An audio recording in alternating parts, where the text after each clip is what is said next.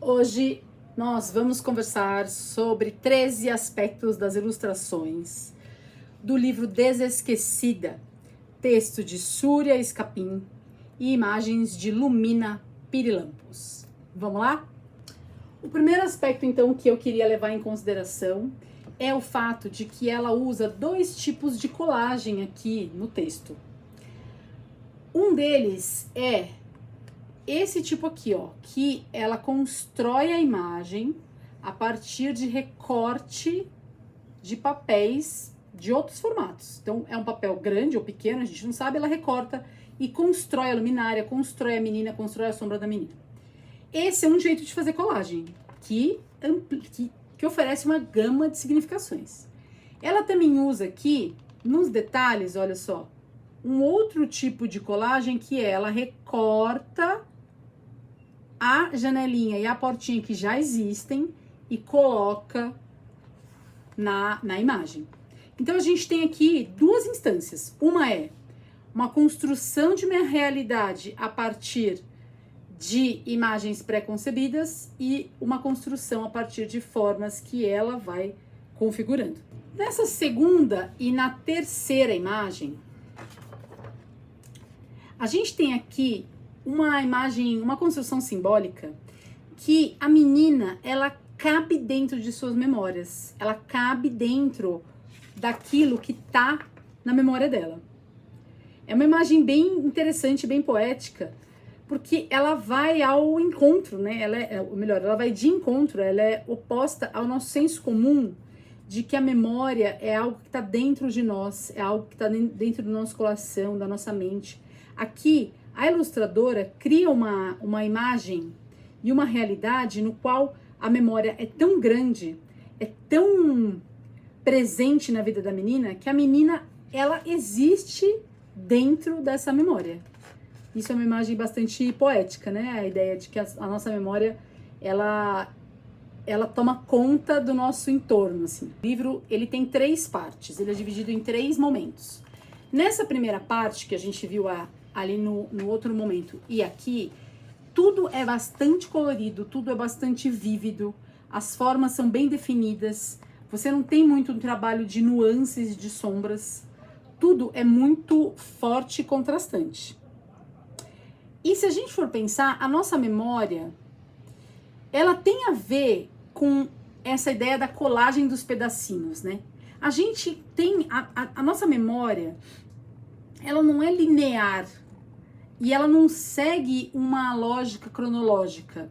Ela é feita de um pedacinho que você lembra aqui, com outro que você lembra ali, se junta com outro pedacinho aqui. Então, usar a colagem para falar de lembrança é uma modalidade artística que faz muito sentido, né? Porque a gente constrói a nossa memória desse jeito também. Às vezes a memória tem nuances, e aí isso vai ser trabalhado no momento posterior do livro. As nuances de cor e de sombra e do próprio tom. Mas essa ideia da construção dos pedacinhos é muito interessante para a gente falar da memória. Aqui a gente começa a transição para a segunda parte do livro. Eu não vou dar spoiler, né? Mas é a segunda parte no qual ela vai se relacionar com uma grande perda que não é das coisas, como ela fala no começo do livro, mas é a perda de uma pessoa, é a perda da avó. E aí, reparem que a gente já começa a ter elementos pintados aqui, ó, e elementos em branco e preto, junto com as colagens. Então, essa é uma página de transição, de momentos e de ilustração. Nesse segundo momento, reparem como as nuances aparecem. Aqui a gente tem uma realidade completamente diferente, que é uma situação em branco e preto. A gente tem ainda um pouco de colagem, mas a maior parte da imagem é feita de aquarela, provavelmente, ou de nanquim. E a gente tem vários detalhes muito interessantes. Então, um deles é que a menina principal não tem elementos da face, ó, em nenhum momento. Mas as outras personagens, né, como aqui a avó tá de costas, mas a bisavó e a irmã, elas têm face. Outro detalhe interessante é que a menina tá presente nas lembranças da avó. E pra mim isso é aqui ela aqui, ó. Tá vendo? Ela aqui e aqui é a avó criança. Isso é uma imagem muito interessante e simbólica, né? Sobre essa ideia de uma linha matricial, né?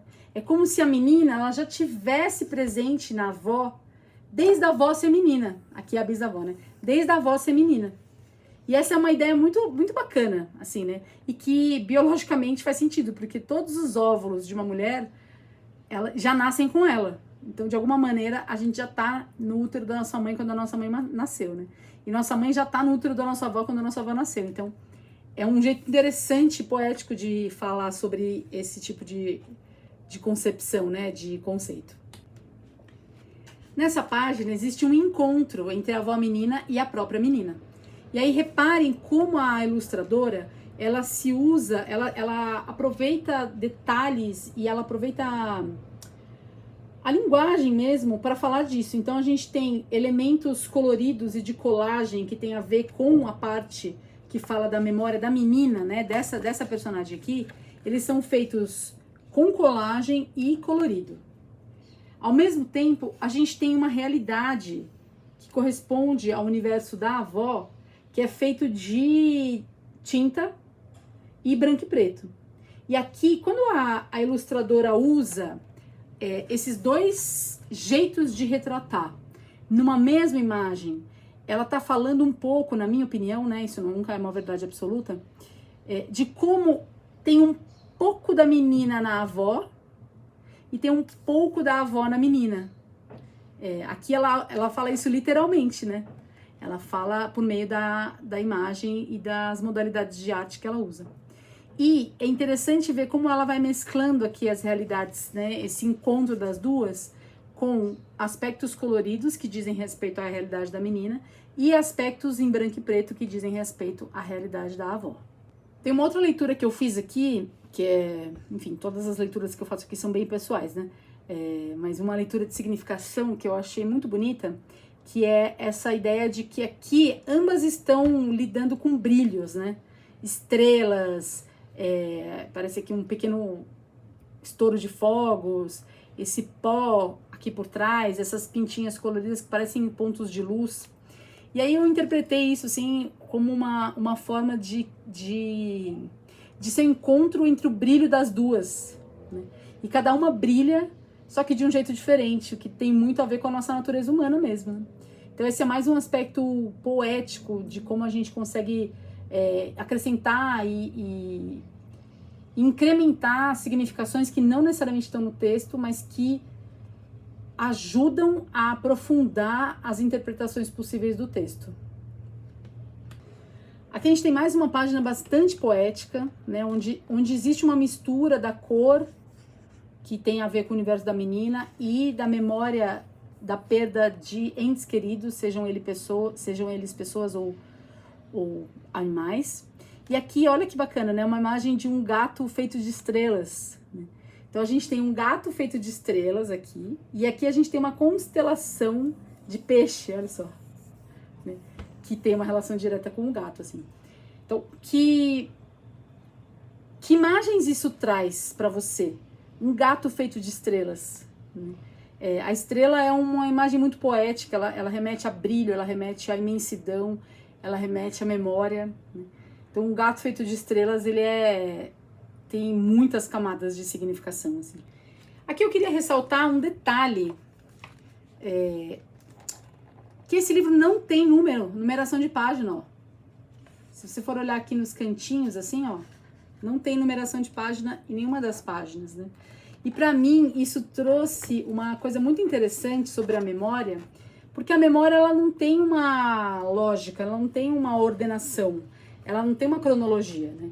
Às vezes a gente lembra muito melhor de coisas que aconteceram há 20, 30, 40 anos atrás do que coisas que aconteceram ontem, né? E as coisas se misturam na nossa cabeça. Então, eu achei muito interessante, eu não sei se foi proposital ou não, mas eu achei muito legal não ter páginas, porque se você começa o livro do meio e volta para o começo e vai para o final, ele faz sentido igual, assim, né? Então eu achei esse é um detalhe técnico, digamos assim, mas que eu achei que fez muito sentido com o assunto da obra. Vamos para uma página também muito poética. Os textos da Súria são muito profundos e poéticos e falam da essência do ser humano, assim, eu gosto bastante. E aqui o texto, vou ler para vocês, é que perder é diferente de esquecer. Talvez seja até um jeito de encontrar. E olha que imagem, gente. Então, é que perder é um jeito diferente de encontrar. Talvez é que perder é diferente de esquecer. Talvez seja até um jeito de encontrar. E olha essa imagem, né? Ela tá olhando para uma sombra dela mesma. E é uma sombra que se aprofunda, ó, vai lá para dentro dela. Então, é muito interessante essa ideia de que o perder-se em si é uma das únicas maneiras de a gente se encontrar verdadeiramente, né? E ela tá olhando para a própria sombra, que é super difícil de fazer, né? Ou a gente olhar para o nosso lado mais obscuro, mais negativo, o lado que a gente não tem tanta coragem de admitir, que a gente tem vergonha muitas vezes de falar. Então, a menina aqui, ela tá olhando para si, para sua sombra, para o aprofundamento da sua sombra, e é uma sombra colorida, não é uma sombra como a gente está acostumado a ver, né? É uma sombra que é escura, que ela é geralmente feita de ou tinta preta, ou tinta marrom, ou tinta cinza escura. Aqui é uma sombra colorida e cheia de estrelas, é uma sombra que brilha. Então, eu achei essa página, assim, olha, de uma profundidade e de uma imensidão de significados, assim, que eu achei muito interessante. A imagem da sombra, com essa, a gente chega na terceira parte do livro, que é uma terceira parte toda pintada, toda colorida, no qual ela reúne as memórias e traz as memórias para o presente. Então, aqui, a pintura, nesse caso, eu interpreto como uma forma de ela construir a própria realidade com as próprias mãos. Ela não está pegando um material já configurado e colando. Ela está construindo a cor, ela está construindo o formato, ela está construindo a relação entre as cores. Não é um juízo de valor, a pintura e a colagem não são nem melhor nem pior uma que a outra, é só uma questão de que gama de significados você quer construir. E aqui faz muito sentido, né? Porque, olha, então, o gato que morreu, a avó que morreu, né? E então, aqui, reunidos nesse universo do presente colorido, no qual ela cria a própria realidade, ela traz para o presente as próprias memórias, né? E aqui eu queria ressaltar um detalhezinho, que é o joelhinho ralado. Olha só, gente, que coisa mais fofa. O dela e o da avó. Um joelhinho ralado que indica que essa criança brincou muito, né?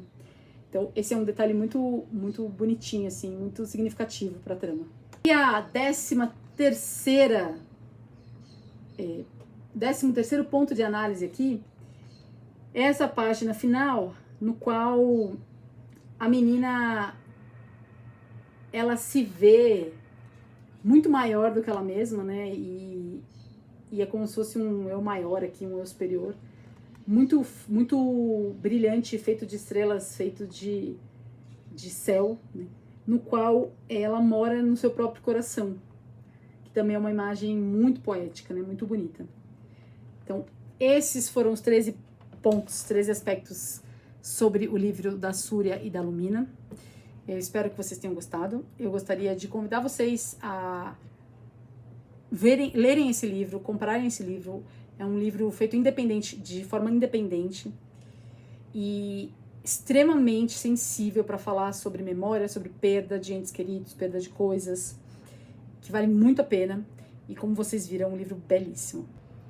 Se você viu mais coisas, fez mais análises, criou mais significados, escreve aqui pra gente, para que a gente troque uma ideia, pra gente conversar sobre esse livro incrível que é o Desesquecida.